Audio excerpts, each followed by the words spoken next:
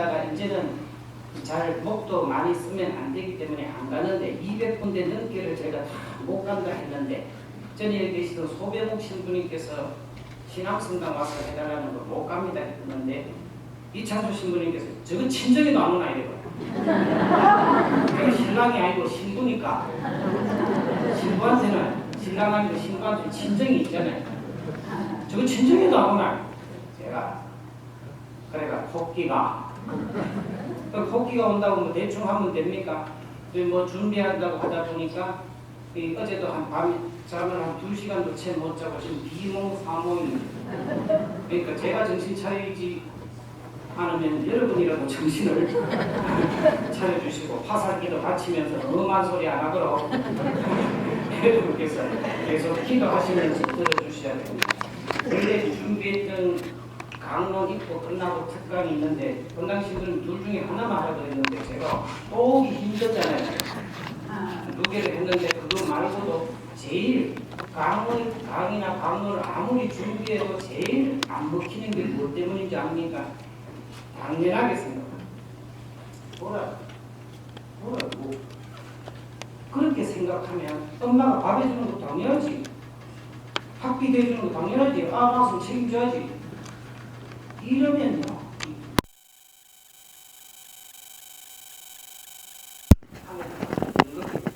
그래야지 비로소 무슨 강의를 해도 그게 살이 되고 피가 되는 건 심순덕 시인의 어머니는 그래도 되는 줄 알았습니다. 라는 시가 참 짠했더랬습니다. 하루 종일 밖에서 죽어라 힘들게 일해도 어머니는 그래도 되는 줄 알았습니다. 찬밥 한 덩어리로 홀로 대충 부엌에 앉아 점심을 때워도 어머니는 그래도 되는 줄 알았습니다. 한겨울에 차가운 수돗물에 맨손으로 빨래를 방망이질 해도 어머니는 그래도 되는 줄 알았습니다. 배부르다, 생각 없다, 식구들 다 먹이고 굶어도 어머니는 그래도 되는 줄 알았습니다. 발꿈치 다 해져 이불이 소리를 내도 어머니는 그래도 되는 줄 알았습니다. 아버지가 화내고 자식이 속썩여도 끄떡없는 어머니의 모습, 어머니는 그래도 되는 줄 알았습니다. 외할머니 보고 싶다. 외할머니 보고 싶다. 그것이 마냥 넋두리인 줄만 알았습니다. 한밤중 잠에서 깨어 방구석에서 한없이 소리 죽여 울던 어머니를 본 후로는 이런 생각이 들었습니다. 어머니는 그러면 안 되는 것이었습니다. 이 구절에 바로 예수님께 적용이 되었습니다.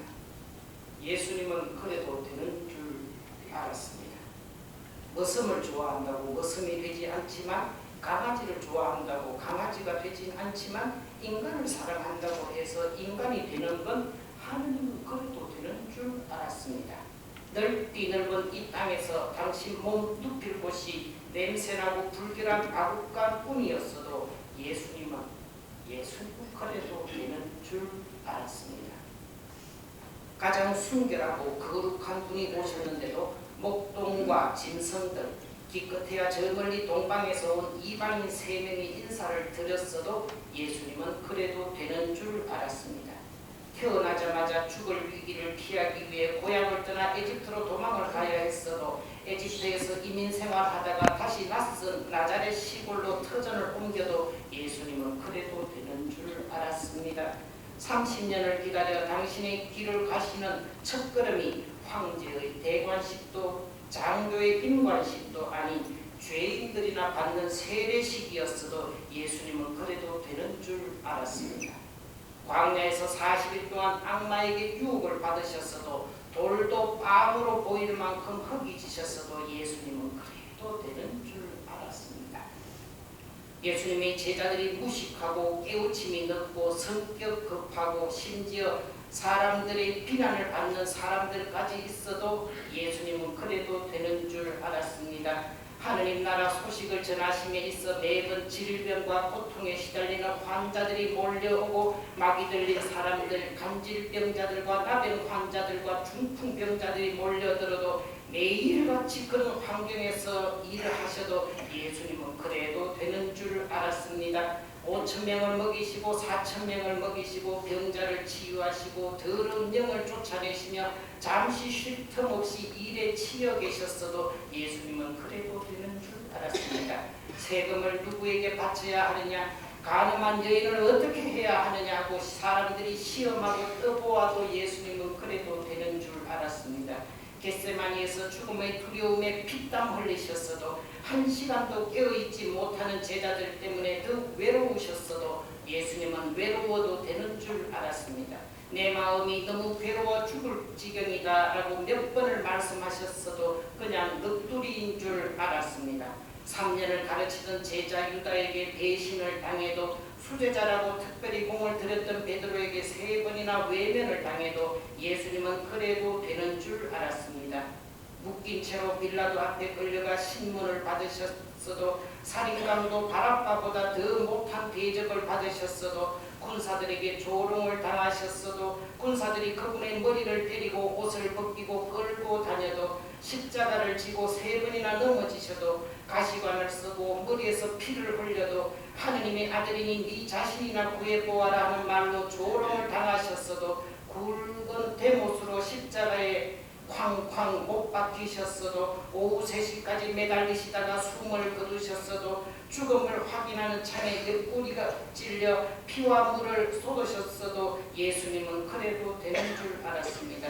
아들의 죽음 앞에 오열하며 아들의 시신을 가슴에 품은 아픔을 어머니 마리아에게 드려도 예수님은 그래도 되는 줄 알았습니다. 그러나 골고타 십자가에서 저의 하느님 어찌하여 저를 버리셨습니까? 라는 부르짖음 앞에서 이런 생각이 들었습니다. 예수님은 그러면 안 되는 것이었습니다. 예수님께는 그리하면 안 되는 것이었습니다. 이 사순절에 내가 신앙생활하는 거 그래도 되는 줄 알게 되면 뭘 줘도 기쁨도 없고 평화도 없게 됩니다. 오늘 건강하신 이 모습으로 미사를 드리고 하느님께 찬양 드리고 있는 것이 감사한 일인지를 그렇게 그래도 감사의 받아들일 때 당연하게 생각 안 할 때 오늘 이 자리가 은총 받는 자리 그리고 이미 받은 은총을 마구 누리는 자리가 될 수 있을 것입니다.